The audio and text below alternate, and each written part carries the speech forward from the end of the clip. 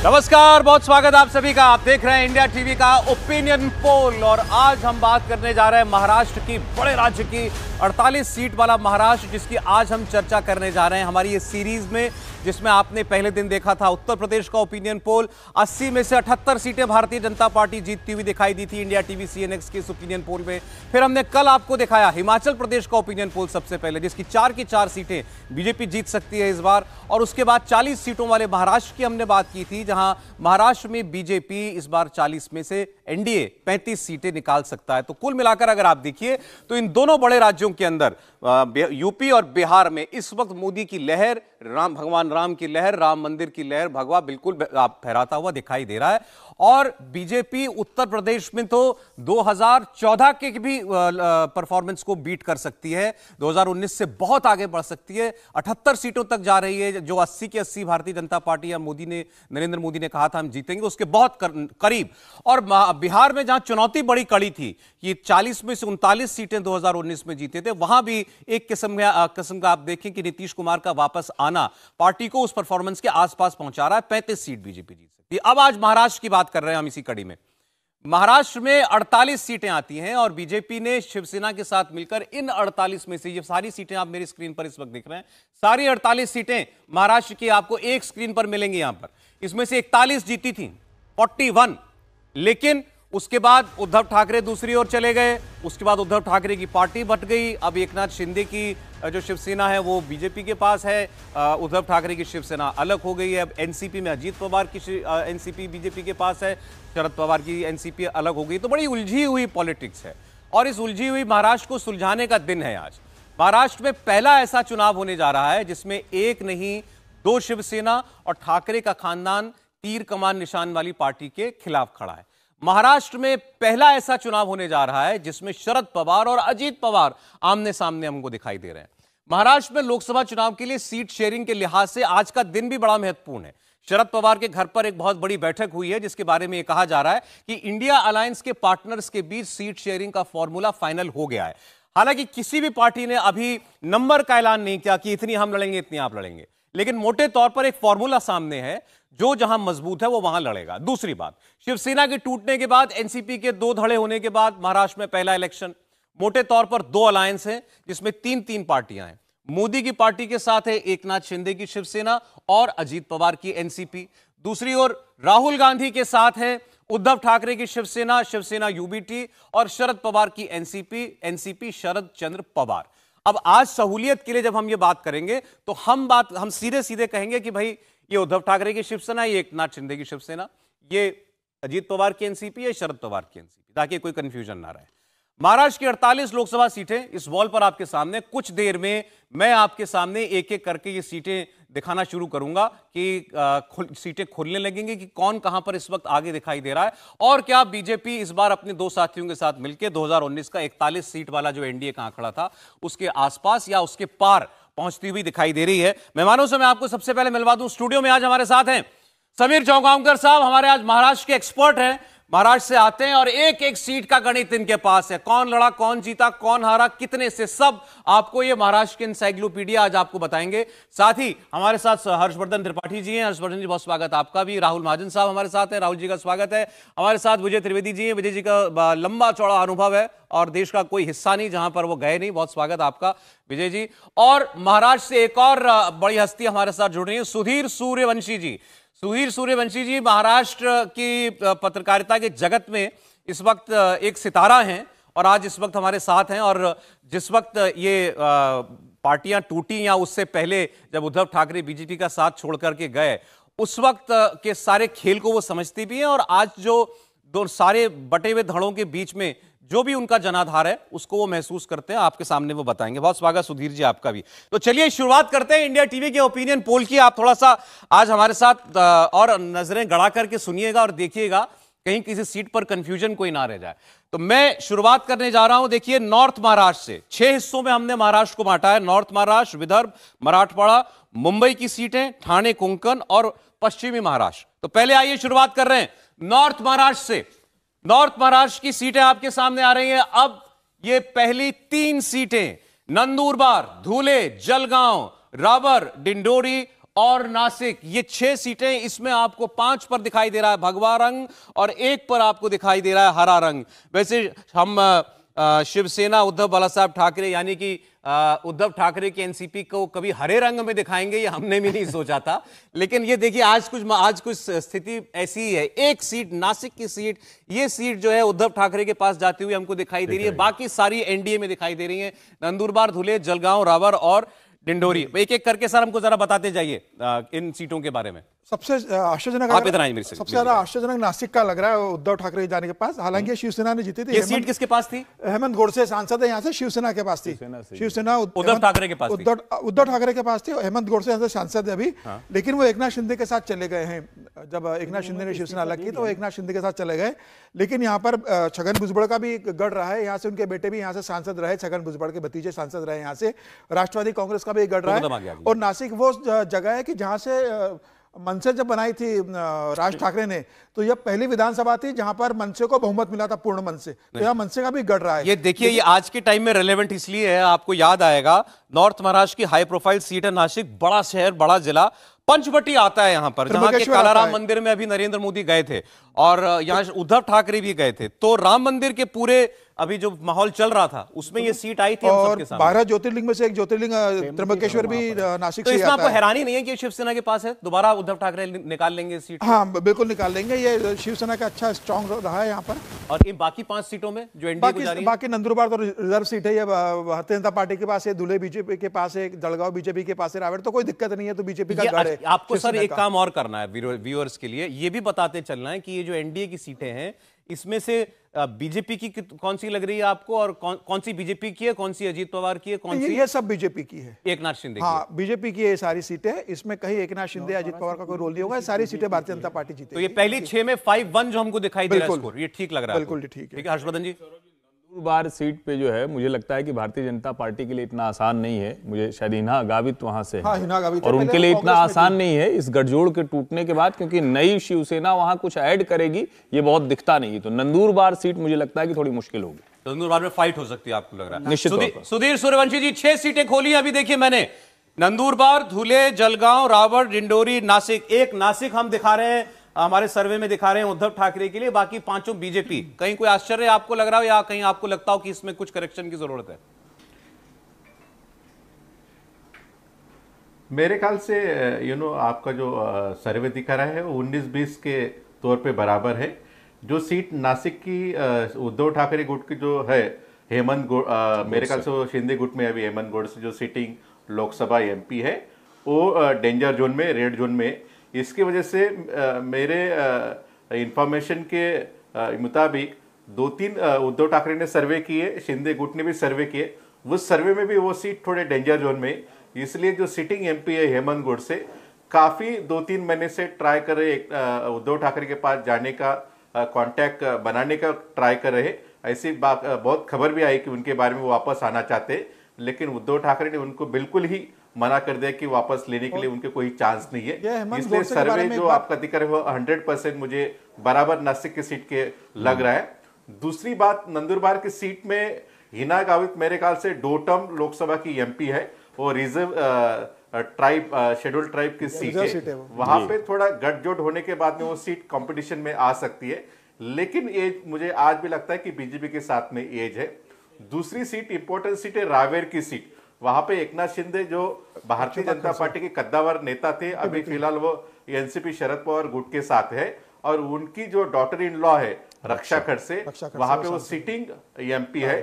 वहां पे वो रक्षा खड़से को टिकट मिलता नहीं मिलता, वहां पे गिरीश महाजन जो महाराष्ट्र मिनिस्टर है उनका नाम भी काफी दिनों से चल रहा है। वहां पे कैंडिडेट कौन खड़ा होता, कैंडिडेट कौन है, इसके ऊपर भी काफी चीजें निर्भर है। रावेर की सीट में, जलगांव की सीट बिल्कुल मेरे ख्याल से, मैं वही इलाके से आता हूं तो मुझे ही थोड़ा लोकल जानकारी है कि वो जलगांव की सीट बीजेपी की तरफ बिल्कुल जा सकती है। थोड़ा आरएसएस बीजेपी डोमिनेटेड काउंसिल से बहुत सालों से, वहां में ज्यादा ही करके बीजेपी के कैंडिडेट सर जब ये जोड़ देता हूं कि जब अभी मराठाओं का आरक्षण, दुलिया की सीट में मेरे ख्याल से एक हाँ बोलिए समीर जी बोलिए। नासिक के जो सांसद हेमंत गोडसे, अभी उन्होंने इस्तीफा दे दिया था लोकसभा से जब मराठा आरक्षण का आंदोलन चल रहा था, तो उन्होंने बिना एकनाथ शिंदे से पूछे वहां से इस्तीफा दे दिया था ये हेमंत गोडसे ने।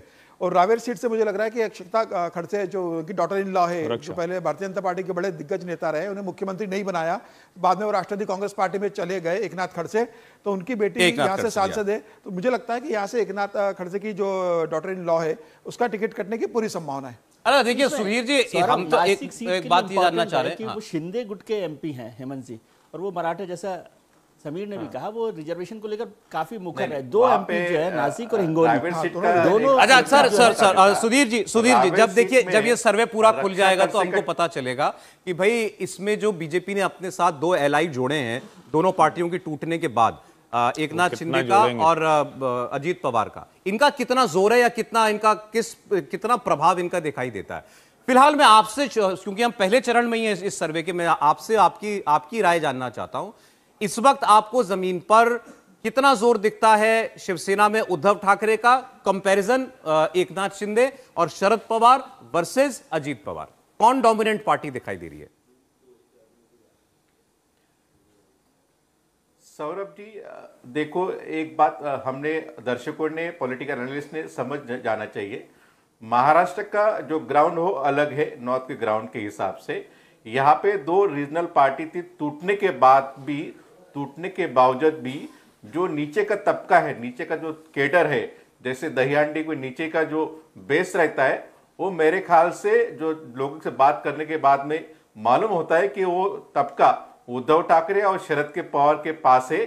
भले चुने हुए एमएलए और एमपी एकनाथ शिंदे के साथ में है, अजीत पवार के साथ में है, लेकिन जो लोगों का सेंटीमेंट्स है और लोगों का जो कार्यकर्ता है, मेरे ख्याल से अभी भी वो अजीत पवार के साथ नहीं जुड़ा है, अभी वो एकनाथ शिंदे के साथ जुड़ा नहीं है।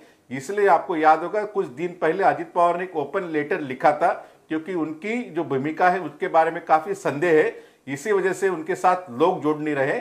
और लोगों का कहना है कि अजीत पवार के साथ में ज्यादातर कॉन्ट्रैक्टर और जिसको कोई ट्रांसफर, कोई जो कुछ क्रिम चाहिए सत्ता का, पावर का, वो लोग जुड़े हैं।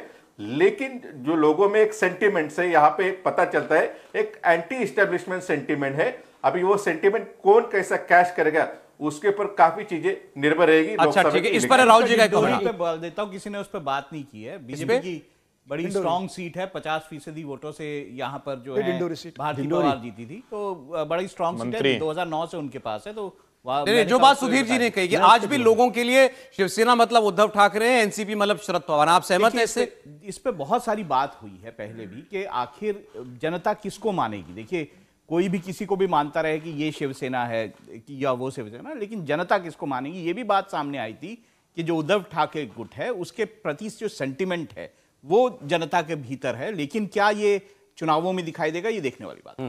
मैं समझता हूं कि ये इलेक्शन ही महाराष्ट्र में के रेफरेंस में देखा जाए तो ये उद्धव ठाकरे का इलेक्शन है। उद्धव ठाकरे का इलेक्शन, उद्धव ठाकरे का इलेक्शन है कि उद्धव ठाकरे कितना रिवाइव कर सकते हैं शिवसेना को। और मेरी जितनी समझ है उसमें शिवसेना उद्धव ठाकरे और शिवसेना शिंदे में शिवसेना उद्धव ठाकरे बहुत भारी पड़ेगी इस पूरे चुनाव में। जनता के जो सेंटिमेंट्स है, जो कार्यकर्ता है, वो शिवसेना उद्धव ठाकरे के साथ दिखाई देता है। एक चीज हमको और क्लियर कर देनी चाहिए इस बार, आप ये इस फैक्टर को दिमाग में जरूर रखिएगा कि अब जैसे शिवसेना की बात है तो उद्धव ठाकरे की शिवसेना और एकनाथ शिंदे की शिवसेना ये बराबर सीटों पर नहीं लड़ रहे हैं, या कोई सीधा कॉन्टेस्ट होगा सब सीटों पर इन दोनों का, ऐसा नहीं, ऐसा भी जरूरी नहीं है।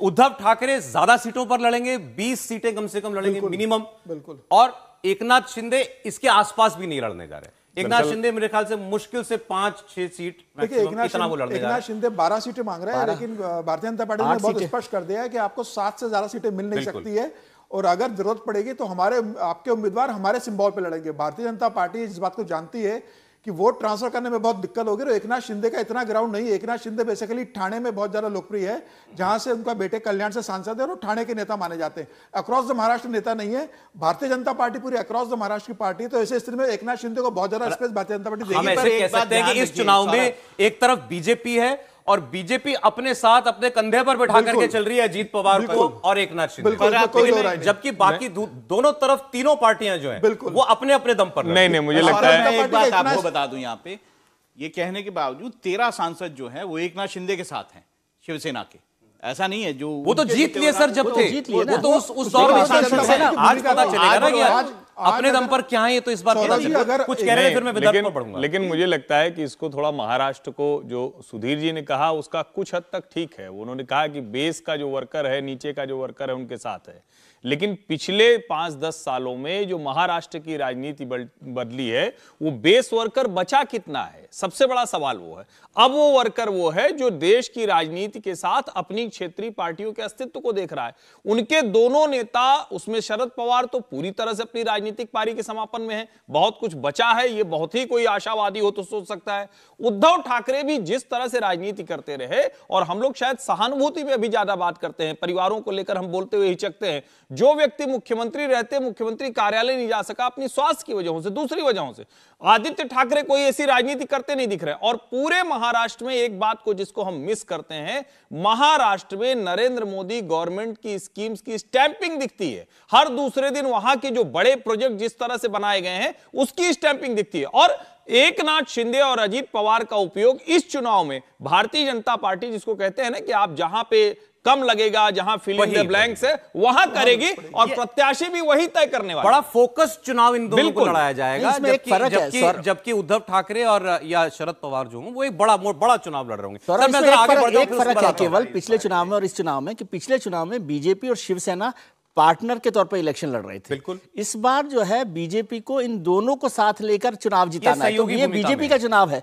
चुनाव बीजेपी का। बिल्कुल ठीक। अब आइए जरा हम लोग आगे बढ़ते हैं। अब मैं आपको दिखा रहा हूं विदर्भ की 10 सीटें। पहली 5 सीटें आ रहे हैं आपके सामने, बुल्ढाना, अकोला, अमरावती, रामटेक। इसमें बड़ी इंटरेस्टिंग सीटें हैं इन 5 सीटों में। जरा खोलिए सीटें जरा, इसमें हम देख लेते हैं कि कितना हरा कितना भगवा। इसमें एक रामटेक जो है, ये रामटेक को छोड़ दीजिए तो बाकी चारों सीटें जो है वो भाजपा को जाती हुई हमको दिखाई दे रही हैं।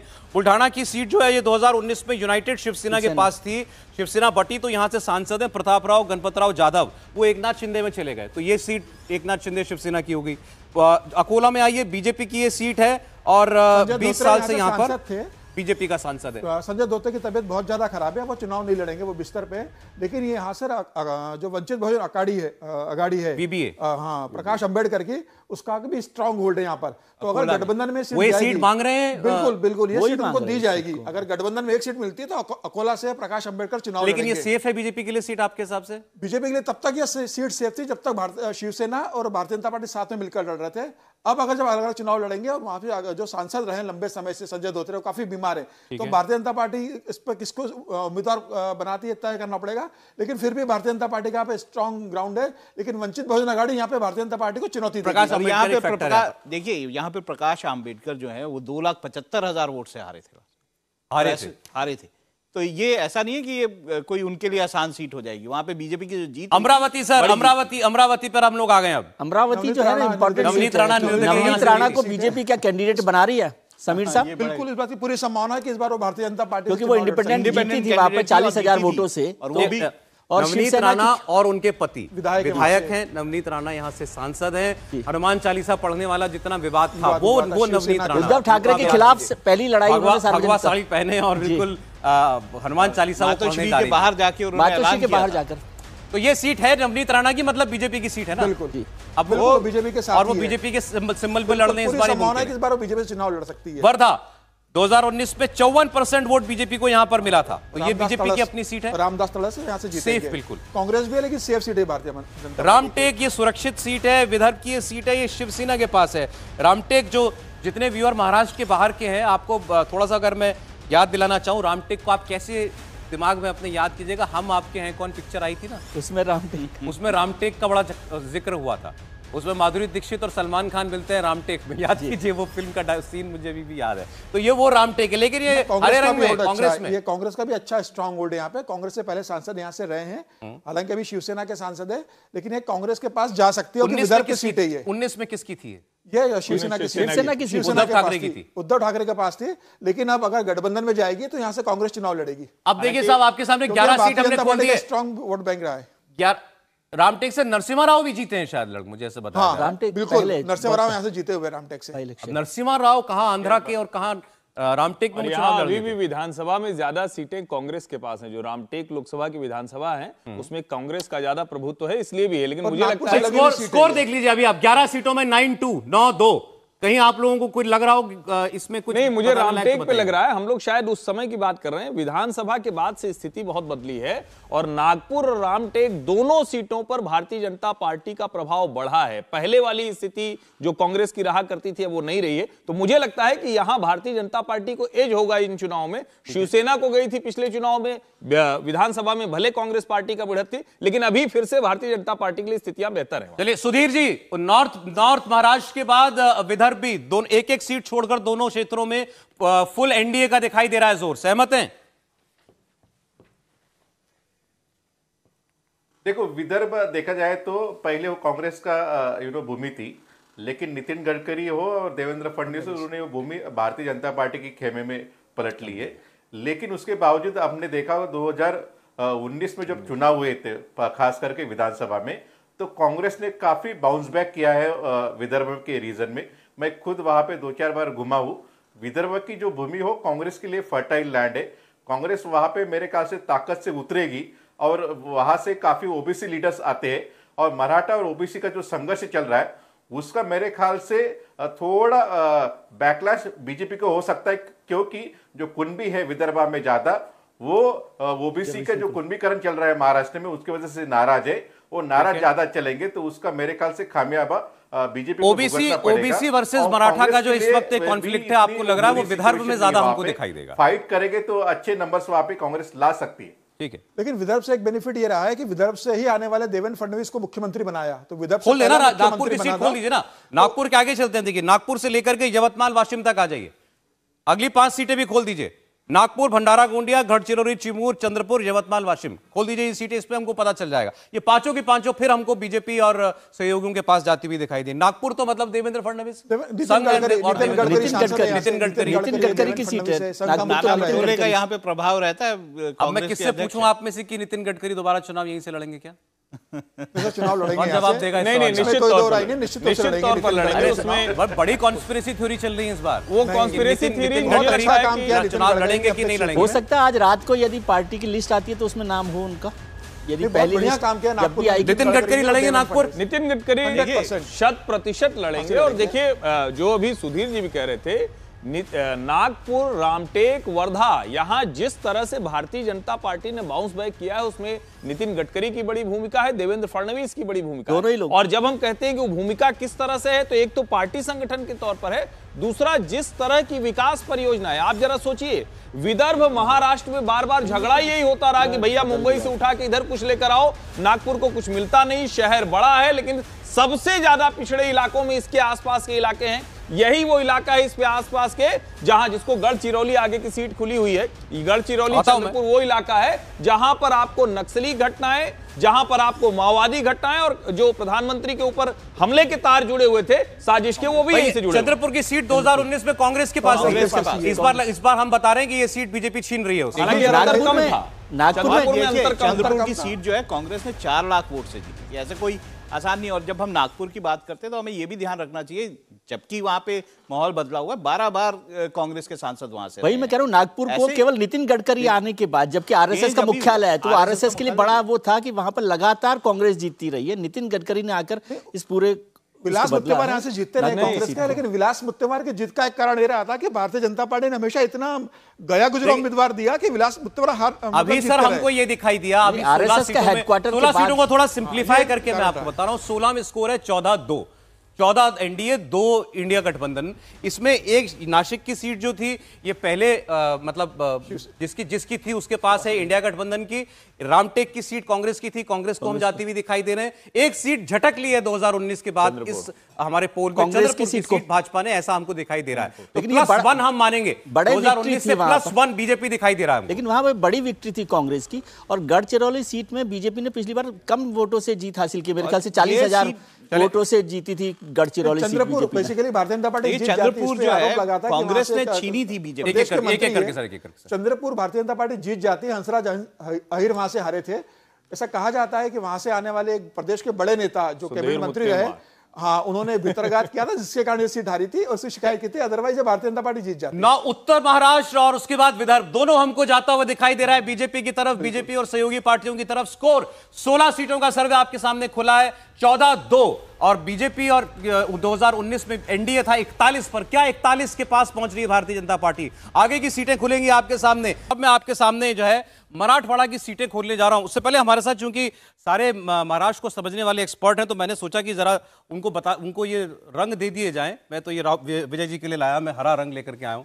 जहां आपको लगे कि ये सीट जो है जा रही है इंडिया गठबंधन को, आपको बस ये हमको झंडा लहरा देना है कि ये सीट जो है ये। और राहुल जी चूंकि थोड़ा ज्यादा न्यूट्रल हैं, तो ये इनको सफेद मैंने दे दिया है। ये फाइट वाला है, यहाँ फाइट है। और ये हमारे दो और मेहमान हैं, उनको भी मैं दे रहा हूँ, ये भगवा वाला भी रुमाल दे रहा हूँ उनको। ये आपको लहराना जहाँ आपको लगे कि ये सीट जो है भगवा की सीट है। बस ये समीर जी करेंगे हमारा उसमें बच्ची जो है, ये आपको जो है बता देना है, दूर से ही बता देना है कि ये सीट आ गई, ये लाल दे दिया उनको। आप भगवा ही मानिए उसको। क्या ना, अभी भगवा का इतना प्रभाव है, लाल ही हो जा रहा है। आइए विदर्भ के बाद मराठवाड़ा, 8 में से 4 सीटें पहले दिखाइए जरा। हिंगोली, नांदेड़, परभणी और जालना। दो हरे रंग मुझे दिखाई दे रहे हैं। सर आप झंडा नहीं उठा आपका? बिल्कुल, दोनों सीटें जो ठीक है ना, हिंगोली की सीट जो है खासतौर से मराठा आरक्षण को लेकर जिस तरह से पूरा अभी पॉलिटिक्स चली है, हिंगोली ग्रीन इंडिया गठबंधन, बिल्कुल। परभणी भी ठीक है, परभणी में आप सहमत हैं इस बात से? बिल्कुल सहमत हैं। ठीक है। नांदेड़, जालना, ये दोनों जो है हमको दिखाई दे रहे हैं भगवान। जालना पे मैं बात नहीं देखिए, जालना पे बात करना चाहता हूँ। आपने लहरा नहीं रहे। मेरा ये जो झंडा है ना, इसको आप ये जो परभणी और हिंगोली दे रहे हैं, इसको भी भारतीय जनता पार्टी जीतेगी। और यहाँ जब शिवसेना के साथ जो सीट है, तो पूरी तरह से एकदम क्लीन स्वीप था शिवसेना और भारतीय जनता पार्टी का कॉम्बो। अभी भी जो स्थिति है, इन सीटों पर जिस तरह का ध्रुवीकरण और जिस तरह के सामाजिक समीकरण है, उसमें शिवसेना के लिए बहुत कुछ अब बचा नहीं है। तो हमारे यहाँ टक्कर हो गई है। हमारा सर्वे दिखा रहा है हिंगोली, परभणी, इंडिया गठबंधन को हरे रंग में जो है, हमें हरे और भगवे की टक्कर दिखाई पड़ा। हिंगोली सीट जो है मराठा आरक्षण को लेकर बोल रहा हूँ। जालना जो है, आप इतनी आसानी से बीजेपी नहीं जीत पाएगी वहां पर। मुझे जो लगता है कि वहां मनोज जारंगे को चुनाव लड़वाने की कोशिश की जा रही है। और अगर वो बिल्कुल ये जो जालना आपको दिखाई दे रहा है, इस वक्त जो सबसे बड़ा मुद्दा, ज्वलंत मुद्दा है महाराष्ट्र का, जो आपने मनोज जरांगे पाटिल की बात की, उनको यहाँ से लड़ाने की तैयारी में है इंडिया। अगर वंचित बहुजन अघाड़ी लड़ाती है या उनके कैंडिडेट होते हैं, तो जो बचा खुचा भी प्रभाव होगा उनका, वो इसमें समाप्त। मुझे लगता है वहां पे प्रॉब्लम आएगी। जमानत जब्त होगी उनकी, जमानत जब्त होगी। इस सीट पर कोई प्रभाव होता है मराठा आरक्षण? बिल्कुल नहीं पड़ेगा। लेकिन हिंगोली सीट पर 100% जो है वो असर रहेगा मराठा आरक्षण को लेकर। और ये बहुत महत्वपूर्ण सीट है। शिंदे साहब के साथ ये जो किसके पास थी हिंगोली? पहले शिवसेना के पास, शिंदे के पास है आज की तारीख सीट। लेकिन कांग्रेस का स्ट्रॉन्ग होल्ड रहा है एक समय, तो कांग्रेस इसको मांगेगी अपने पास। लेकिन उद्धव ठाकरे भी इसको सीट छोड़ने को तैयार नहीं है। अब ये देखना होगा किसके पास जाती है। लेकिन यहाँ कांग्रेस का भी, एनडीए की सीट थी। हाँ, अभी हम दिखा रहे हैं कि इंडिया गठबंधन की सीट थी। करीब 2.5-3 लाख से ये सीट जीती थी। लेकिन मराठा आरक्षण का बहुत असर है। अगर भारतीय जनता पार्टी यहाँ से कैंडिडेट उतारती है हिंगोली से, तो 100% भारतीय जनता पार्टी का कैंडिडेट जीतेगा। अगर ये एकनाथ शिंदे को चली जाती है, तो एकनाथ शिंदे का कैंडिडेट यहाँ से हारेगा, ये तय है। परभणी शिवसेना के पास थी, इंडिया गठबंधन की सीट है। हाँ, वहीं जा रही है, वहीं पर जा सकती है शिवसेना। ये डिपेंड करता है। फिर वही बात है, अगर भारतीय जनता पार्टी अपना उम्मीदवार देगी और एकनाथ शिंदे से ले लेती है, तो भारतीय जनता पार्टी बहुत अच्छे से यहाँ चुनाव लड़ेगी। अगर भारतीय जनता पार्टी ये समझकर एकनाथ शिंदे को देती है कि 2019 में शिवसेना के पास थी और अभी का सांसद शिवसेना के साथ है, तो मुझे लग रहा है नांदेड़ की सीट, अशोक चौहान की सीट, बड़ी सीट है नांदेड़ की सीट। 2019 में हार गए थे अशोक चौहान हार गए थे। कंफ्यूजन आपके रंग की सीट है। नांदेड़ बीजेपी ने पहले भी जीता था, और इस बार भी बहुत भारी अंतर से जीतेगी। अब तो उसके पास अशोक चौहान प्लस भी हो गए। अशोक चौहान हारे थे वो सीट पहले। जालना इतनी आसान सीट नहीं होगी। उसमें सेकंड नंबर पे कांग्रेस रही है और थर्ड नंबर पे बीएसपी रही है। मोटे तौर पर आप लोग मोटे तौर पर सहमत हैं इससे? बिल्कुल, ये 2 सीट इंडिया गठबंधन की। मैं जालना से सहमत नहीं हूँ, आसान सीट नहीं होगी। सुधीर सूर्यवंशी जी, यवतमाल, वाशिम, हिंगोली, नांदेड़, परभणी, जालना, 2 सीट इस पे इंडिया गठबंधन को हमारा सर्वे दिखा रहा है, हिंगोली और परभणी, बाकी एनडीए को। देखो, मराठवाड़ा का जब जिक्र आता है तो हम भूल नहीं सकते कि मराठवाड़ा का जो मराठा रिजर्वेशन का ईपी सेंटर है, वही मराठवाड़ा ही है। आपको याद होगा जब शरद पवार ने जो नामांतर का जो चळवळ चलाता है वहां पे मराठवाड़ा यूनिवर्सिटी को डॉक्टर बाबा साहेब अम्बेडकर नाम देने का, तो उनको सबसे ज्यादा नुकसान उसकी वजह से हुआ था क्योंकि मराठवाड़ा का जो वोटर है वो काफी डोमिनेंट और कंसोलिडेट होने वाला वोटर है। अभी भी जरांगे पाटिल के साथ में जो ही वोटर, जो ही लोग कंसोलिडेट हो रहे हैं और उनके साथ में हो ज्यादा मराठवाड़ा के है, क्योंकि वेस्टर्न महाराष्ट्र विदर्भ में वो ज्यादा चीज नहीं है, क्योंकि मराठा और कुणबी में वहां पे इतना रिजर्वेशन का और इतना डिमांड नहीं है। लेकिन मुझे लगता है कि जरांगे पाटिल का ये आने वाले इलेक्शन में काफी प्रभाव रहेगा। वहां का जो मराठा है, जो नीचे वाला तबका है, जो मार्जिनलाइज फार्मर है, जो गरीब किसान है, जो मजदूर है, मेरे ख्याल से वो जरांगे पाटिल और उसके एस्पिरेशन से जुड़ा हुआ है, तो उसका मेरे ख्याल से भारतीय जनता पार्टी को उससे थोड़ा नुकसान हो सकता है। ठीक है सर। वो जो लोग हैं वो एंटी एस्टेब्लिशमेंट, हम ये इसीलिए देखिए 4 सीट हमने भी पहले दिखाई ना मराठवाड़ा की, ये 4 सीटों में 2 इंडिया गठबंधन 2 एनडीए, एंटी एस्टेब्लिशमेंट है, 2 इंडिया गठबंधन 2 एनडीए, ये इस वक्त दिखाई दे रहा है। आप सहमत है ना? तो मेरे ख्याल से 2 दिखा रहे हैं तो सीट वहां पे बढ़ सकती, 3 भी आ सकती है, क्योंकि जालना की जो सीट है वो भी मेरे ख्याल से महाविकास आघाड़ी के साथ आ सकती है। वहां पे 50-50 होने के ज्यादा चांसेस मुझे लगते हैं। आप बता रहे हैं कि ये इंडिया बाकी तो भी जो इंडिया का जालना सीट जो है उस मुश्किल है। चलिए मैं आगे दिखा रहा हूं आपको औरंगाबाद, आगे की कुछ और सीटें हम देखेंगे। औरंगाबाद, उस्मानाबाद, लातूर और बीड। औरंगाबाद उस्मानाबाद मुस्लिम प्रभाव वाली सीटें दोनों। औरंगाबाद की सीट फिलहाल जो है एआईएमएम के पास है। इम्तियाज जलील वो यहां से जो है सांसद हैं। और उस्मानाबाद की अगर आप बात करें तो ये कांग्रेस यहां पर लगातार जीतती रही है, लेकिन 2019 में शिवसेना के ओम प्रकाश राजनिंबलकर ने एनसीपी को 1.25 लाख वोट से हरा दिया था। तो ये सीट जो है ये भाजपा की सीट थी और शिवसेना की सीट थी। शिवसेना की सीट है। अब ये शिवसेना के पास ही जाती हुई दिखा रही है हमें। औरंगाबाद भी उद्धव ठाकरे के पास जाता हुआ वैसे ये जो है औरंगाबाद में देखिए औरंगाबाद में शिवसेना स्ट्रांग पार्टी रही है, उन्होंने बहुत बार वहां से चुनाव जीता। सर वो 2019 में सिर्फ औरंगाबाद इसलिए हार गई थी क्योंकि वहां से हर्षवर्धन जाधव जो शिवसेना के हैं वो निर्दलीय खड़े हो गए थे और उसके कारण शिवसेना हारी थी। अदरवाइज ये औरंगाबाद शिवसेना का स्ट्रांग होल्ड है। ये ओवैसी को नहीं जाती सीट, नहीं किसी भी हालत में नहीं जाती। अगर हर्षवर्धन जाधव निर्दलीय खड़े नहीं होते तो एमआईएम उन्होंने हरवा दिया। जाधव की वजह से जीत गए और सबसे कम जो मार्जिन की सीट है ना औरंगाबाद है, 4000 वोटों से एमआईएम ने। और औरंगाबाद सीट पर तय मानिए कि भारतीय जनता पार्टी का प्रत्याशी जीतेगा। उसके पीछे एक और बात आप समझिए, जिस तरह से इम्तियाज जलील और एआईएमआईएम ने एक पोलराइजेशन की पॉलिटिक्स की है, उसमें शिवसेना कहीं खड़ी नहीं होती है। इसको भी समझना पड़ेगा, शिवसेना अब नहीं है। औरंगाबाद को समझिए जरा, क्यों औरंगाबाद महत्वपूर्ण है और यह हमको बताएगा कि इसका प्रभाव आसपास कितना पड़ता है। औरंगाबाद जैसे नाम से आपको दिखाई दे रहा है औरंगजेब की मजार औरंगजेब की मजार है औरंगाबाद में। यहां औरंगाबाद में आपने देखा एक जबरदस्त पोलराइजेशन भी यहां पर हमें देखने को मिला। कई बार जो है नाम बदलने को लेकर औरंगाबाद का जो नाम बदलने को लेकर भी इस पर चर्चा हुई। संभाजीनगर कर दिया गया, तो वो उसको लेकर महत्वपूर्ण बात है कि इम्तियाज जलील हमारे मित्रों में से भी है, वो वहां पर जीते। वो सबसे कम मार्जिन वाली सीट है, 4000 वोटों से। ओवैसी जी, उनके भाई और इनके सांसद सब जाकर के औरंगजेब की मजार पर जाकर दुआ करते हैं। पर यहाँ पे ओवैसी साहब की पार्टी झगड़ा होता है। और ये महत्वपूर्ण है कि तेलंगाना के बाद केवल महाराष्ट्र में आकर एमआईएम ने सीट जीती है, तो वो है। लेकिन मुझे लगता है कि इस बार शिवसेना की वो सीट हो सकती है, वहां पर वो हर्षवर्धन जाधव के कारण वो शिवसेना मतलब हार गई थी सीट, निर्दलीय खड़े हो गए थे वो। सौरभ, इसमें लेकिन इम्तियाज ने काम काफी किया है वहां पर औरंगाबाद में भी। इस पर ध्यान रखना चाहिए कि विधानसभा में 2 सीटें जो हैं वो एआईएमआईएम के पास हैं औरंगाबाद में ना। औरंगाबाद नहीं, लेकिन जैसा ये बता रहे हैं कि अगर वो इंडिपेंडेंट कैंडिडेट ना खड़ा होता, वोट ना कटता अगर शिवसेना का, तो ये सीट शिवसेना ही जीत। विधानसभा में भी 2 सीटें हैं उनके पास। मैं दूसरा बात बोल रहा हूं, ओवैसी साहब का एक सांसद कम होने की पूरे आसार हैं। 100% होंगे और बीजेपी इसलिए जीतेगी कि वोटों का ध्रुवीकरण होगा इस सीट के ऊपर। बीजेपी या शिवसेना?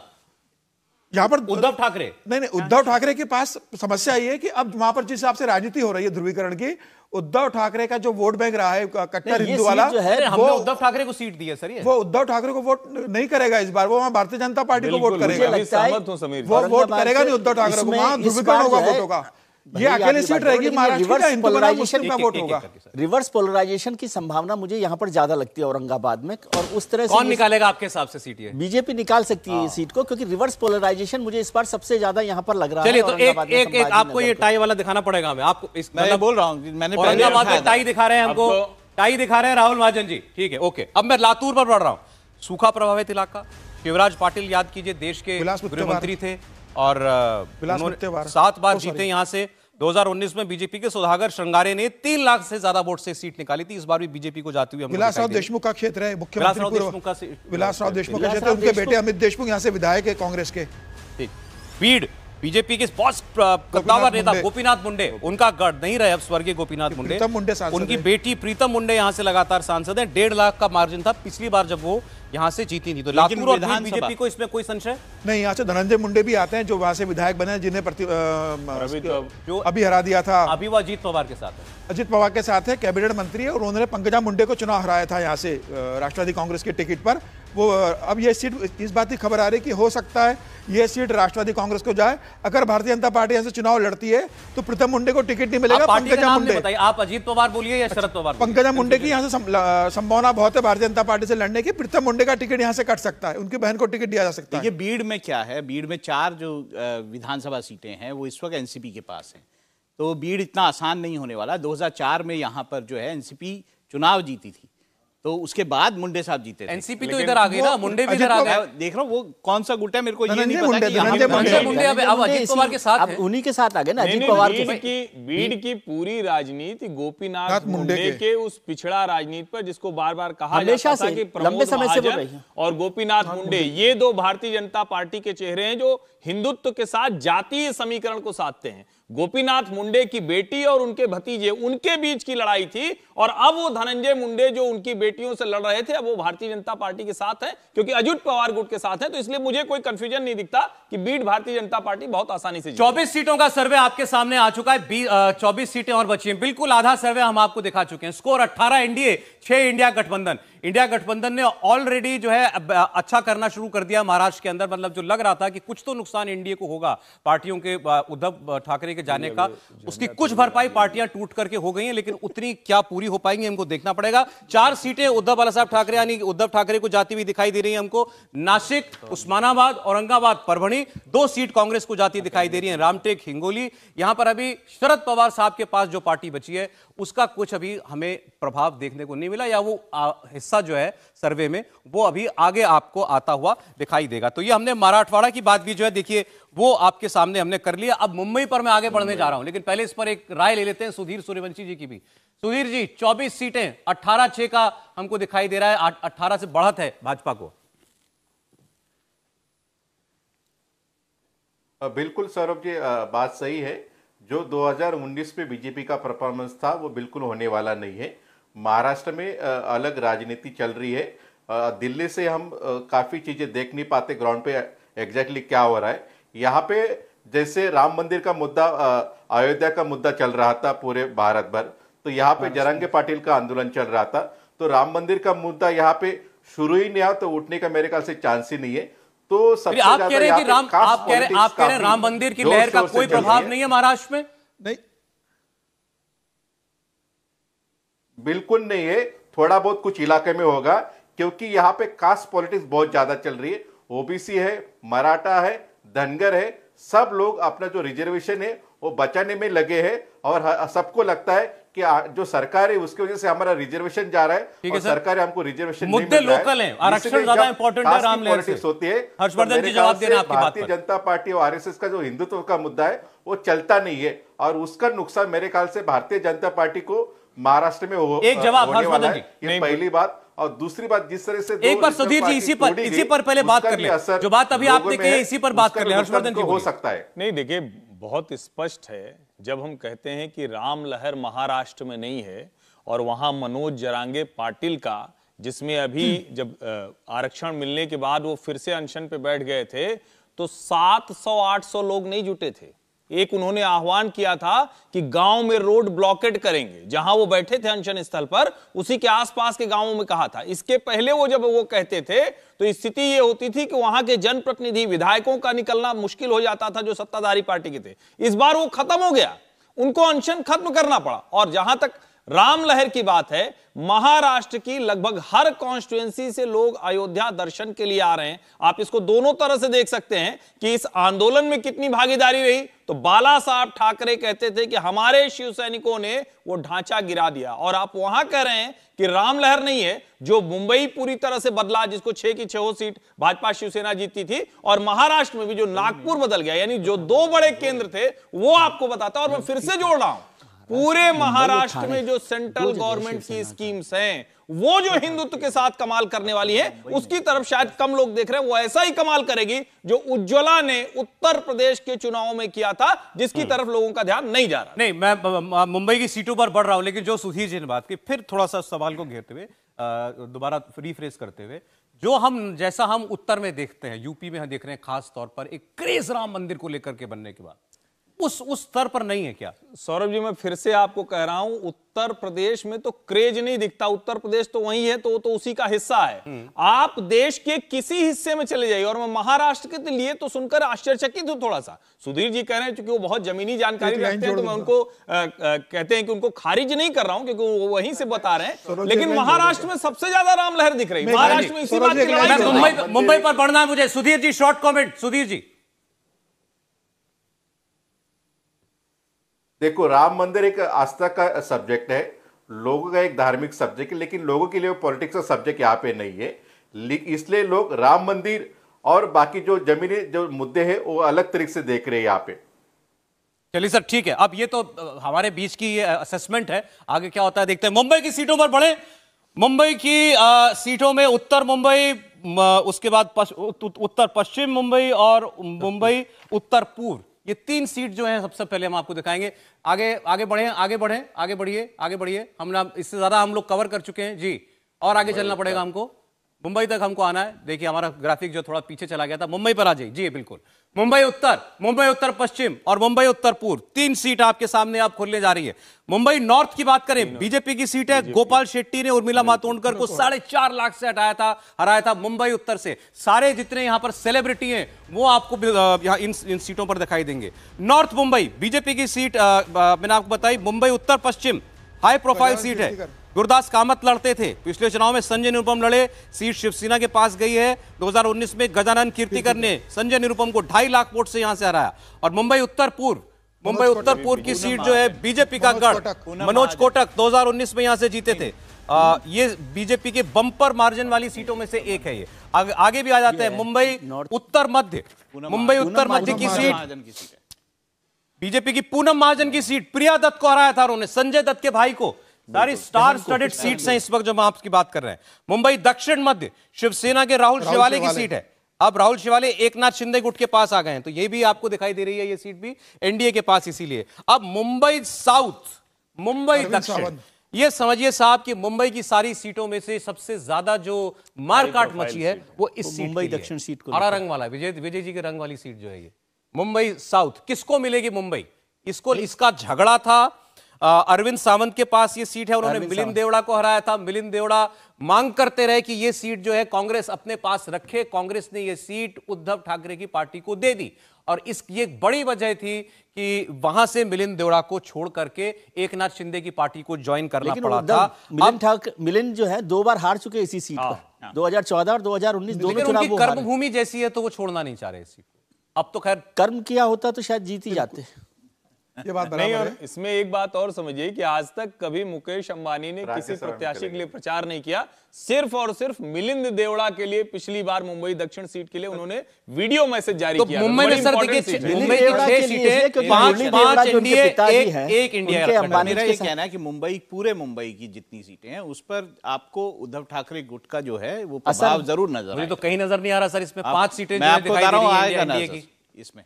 समीर जी, नहीं, मुझे लग रहा है भारतीय जनता पार्टी बहुत स्ट्रांग है। मुंबई उत्तर पश्चिम के अंदर जो गजानन कीर्तिकर की सीट है, यहाँ से गजानन कीर्तिकर अपने बेटे को विधायक लोकसभा का चुनाव लड़वाना चाहते हैं। वहीं एक और जो सांसद रहे पहले, रामदास कदम, वो अपने बेटे को चुनाव लड़वाना चाहते हैं। मुंबई भाजपा की और सहयोगी पूरी भाजपा की है। और ये मुंबई साउथ जो हरे में दिख रही है, ये अरविंद सावंत की सीट है। बहुत काम किया उसने, जनता से बहुत जुड़े रहते हैं। लेकिन भारतीय जनता पार्टी ने यहाँ कौन उम्मीदवार उतरेगा ये अभी तय नहीं है। मुझे लग रहा है भारतीय जनता पार्टी यहाँ पे बहुत बढ़िया उम्मीदवार देगी और अंतिम समय में मुंबई मुंबई दक्षिण में भारतीय जनता पार्टी जीतेगी। हमें इंतजार करना पड़ेगा कि मुंबई दक्षिण से भारतीय जनता पार्टी किस उम्मीदवार बना रही है। समीर जी, मुंबई में 5 सीटें एनडीए, एक इंडिया इग्नोर नहीं किया जा सकता। मुंबई में शिवसेना के एक बार समीर जी का, शिवसेना भी बहुत मजबूत, मतलब पकड़ वाली सीट है ना, बीएमसी के सारा प्रभाव। समीर जी, सुधीर जी नहीं, देखो, आपने जो साउथ बॉम्बे का जिक्र किया था, जो मिलिंद देवरा की सीट थी, अरविंद सावंत ने वहां पे काफी अच्छा काम किया, वो बात है। लेकिन जो कॉन्स्टिट्यूशन का जो डेमोग्राफिक है वो भी बहुत ही इंपॉर्टेंट है। वहां पे माइनॉरिटी डोमिनेटेड बहुत ज्यादा पॉकेट्स है, जैसे बाइकला हो, बेंडी बाजार हो, पायदुनी हो, वो एरिया है। और दूसरा मराठी डोमिनेटेड भी काफी बड़ा एरिया है उस एरिया में। गुजराती और मारवाड़ी डोमिनेटेड एरिया है, लेकिन वहां से वोटिंग परसेंट काफी 30 और 40% के आगे कभी गया नहीं, जैसे साउथ बॉम्बे की कोलाबा हो, मरीन ड्राइव हो, नरीमन पॉइंट हो। तो मेरे ख्याल से अरविंद सावंत के यानी कि उद्धव ठाकरे खेमे में सीट बिल्कुल जा सकते हैं। दूसरा मुझे थोड़ा संदेह लगता है कि आपके सर्वे के बारे में, जो राहुल शेवाले अभी जो सिटिंग लोकसभा के एमपी है शिंदे गुट के, वहां पे उद्धव ठाकरे जीत सकते हैं। वहां पे उद्धव ठाकरे के कोई अच्छा कैंडिडेट दिया तो वो सीट जीत सकते हैं। और दूसरी गजानन कीर्तिकर का बेटा खड़ा हो जाएगा उद्धव ठाकरे की तरफ से, क्योंकि उसका बेटा खड़ा होने के चांसेस, और दूसरी तरफ गजानन कीर्तिकर खड़े होने के चांसेस, तो वो फाइट बाप और बेटे में दिखने को मिलेंगे वहां पे। तो मेरे ख्याल से उद्धव ठाकरे भी यहाँ पे काफी मजबूती से खड़े। बम्बई कॉर्पोरेशन इलेक्शन हुआ नहीं था, और जो अंधेरी का इलेक्शन हुआ था, आप मुझे अपना अनुमान बताइए, वहां पे जो 6 में से स्कोर क्या रहने वाला है? चुन के आई थी मुंबई में 6 सीटों में से स्कोर क्या रहने वाला है? एनडीए बनाम इंडिया गठबंधन। मेरे ख्याल से 6 में से एनडीए को 4 जाएगा और 2 इंडिया गठबंधन को आएगा। मुंबई, आप इसकी बात कर रहे हैं, उत्तर मध्य की सीट, राहुल शेवाले वाली सीट, ये जा सकती है। मुंबई वो उत्तर मध्य तो 4-2 स्कोर रहेगा। पूनम आ जाना उत्तर मध्य, 4-2 स्कोर बता रहे हैं वो, सर्वे बता रहा है 5-1। मुझे उत्तर पश्चिम सीट का जिक्र कर रहा है। 6-0 जाएगा मेरे हिसाब से, 6-0 जाएगा। 6 सीट भारतीय जनता पार्टी जीतेगी यहाँ से। दक्षिण मुंबई अरसे बाद सांस ले रही है, इस बात को समझिए। जब मैं कह रहा हूं सांस ले रही है, तो जो योजनाएं 20 साल 30 साल 50 साल पहले की थी, उन योजनाओं को पिछली सरकारों ने इंप्लीमेंट नहीं किया। जिस मुंबई को शंघाई बनाने की बात कांग्रेस के शासनकाल में की गई थी, वो सिर्फ दीवा स्वप्न रह गया, हवा ही रह गए। देवेंद्र फडणवीस ने, चाहे आप कोस्टल रिंग रोड की बात करें, चाहे आप जो वर्ली से नया जो कंस्ट्रक्शन का काम है उसकी बात करें, और या जो आप चले आते हैं जहां मरीन ड्राइव, जिसको हम कहते हैं ना कि क्वींस नेकलेस है, जो मुंबई की पहचान है, उसके आसपास के इलाके में जो कंस्ट्रक्शन डेवलपमेंट के काम हुए, वो कमाल के काम है। मुंबई पूरी तरह से बदल रही है और उसका श्रेय लोग देवेंद्र फडणवीस को देते हैं। मुझे लगता है कि बीएमसी के आधार पर लोकसभा चुनाव में शिवसेना को बढ़त दिखाना, और एक इलाका है वो जो छोटा सा एक इलाका है जिसको हम कहते हैं ना कि मुंबा देवी के आसपास का इलाका, जो इत्र बाजार के आसपास वाला इलाका, जहां मुस्लिम पॉपुलेशन है। लेकिन फिर उसका दूसरा सवाल है कि जो वहां एलीट रहता है वो किसको वोट करने जा रहा है, जिसको डेवलपमेंट दिखेगा, जिसको नेशनल जो नैरेटिव है उसके लिहाज से काम करेगा, या वो लोकल इश्यूज पे बात करेगा। एलीट तो वोट नहीं वोट करेगा, उतना वोट करता है, उसी वोट पे तो जीतते हैं। सुधीर जी कुछ बोल रहे हैं, स्कोर बता दूं, 30 सीटों का सर्वे, 23 एनडीए, 7 इंडिया गठबंधन। नहीं, मैं एक बात बताना चाहता हूं। जब मुंबई का जिक्र होता है तो यहाँ पे मराठी मानुष का सेंटीमेंट हम नजरअंदाज नहीं कर सकते। देखो, बाकी इलाके में मराठवाड़ा हो, विदर्भ हो, नॉर्थ महाराष्ट्र हो, वहां पे पार्टी पॉलिटिक्स हो सकती है, लेकिन जब मराठी मानुष मुंबई में आता है तो मेरे ख्याल से वो सब पार्टी पॉलिटिक्स भूल जाता है। तो वहां पे वो शिवसेना यानी कि उद्धव ठाकरे के साथ जुड़ जाता है, मराठी में जवाब दे भूल के। इसलिए उद्धव ठाकरे को यहाँ पे नजरअंदाज कर नहीं सकते। ये पहली बात मराठी आदमी की। दूसरी बात, यहाँ पे जो माइनॉरिटी है, उद्धव ठाकरे ने जिस तरीके से सीएम रहने के बाद में कोविड में काम किया था, तो माइनॉरिटी के ऊपर उनकी काफी पकड़ है, काफी ज्यादा मेरे ख्याल से छवि अच्छी हुई है उनके माइनॉरिटी पॉकेट्स में। और तीसरी बात है दलित में भी उनकी अच्छी पकड़ है। मेरे ख्याल से मराठी, माइनॉरिटी और दलित उनके साथ में जुड़ सकते। इसकी वजह से हम उद्धव ठाकरे को नजरअंदाज बिल्कुल नहीं कर सकते जब मुंबई की बात आती, क्योंकि यहाँ पे मराठी आदमी का सेंटीमेंट काफी हाई रहता है। एक मराठी आदमी यहाँ स्टूडियो में भी है, समीर चौगांवकर, बोलिए। सर, मैं भी मराठी और मैं भी महाराष्ट्र से हूं। मराठी सेंटिमेंट्स कभी भी शिवसेना को तब वोट नहीं करेगा जब वो कांग्रेस के साथ चुनाव मिलकर लड़ेंगे। शिवसेना अगर अकेले चुनाव लड़ती तो मराठी सेंटिमेंट शिवसेना के साथ जाता, शिवसेना ने उस कांग्रेस के साथ हाथ मिला लिया जिसके साथ सालों तक वो वैचारिक लड़ाई लड़ते रहे। बाला साहेब ठाकरे जिसके खिलाफ लड़ते रहे लगातार, राष्ट्रवादी कांग्रेस और कांग्रेस के खिलाफ, उद्धव ठाकरे उनके साथ मिलकर चुनाव लड़ रहे हैं। ऐसी स्थिति में मराठी सेंटिमेंट्स उद्धव ठाकरे के साथ किसी भी स्थिति में नहीं जाने वाला है। बस 2 या 3% जो कट्टर शिवसैनिक होगा वही जाएगा, बाकी बड़ा जो मराठी सेंटिमेंट है वो भारतीय जनता पार्टी के साथ जाने वाला है।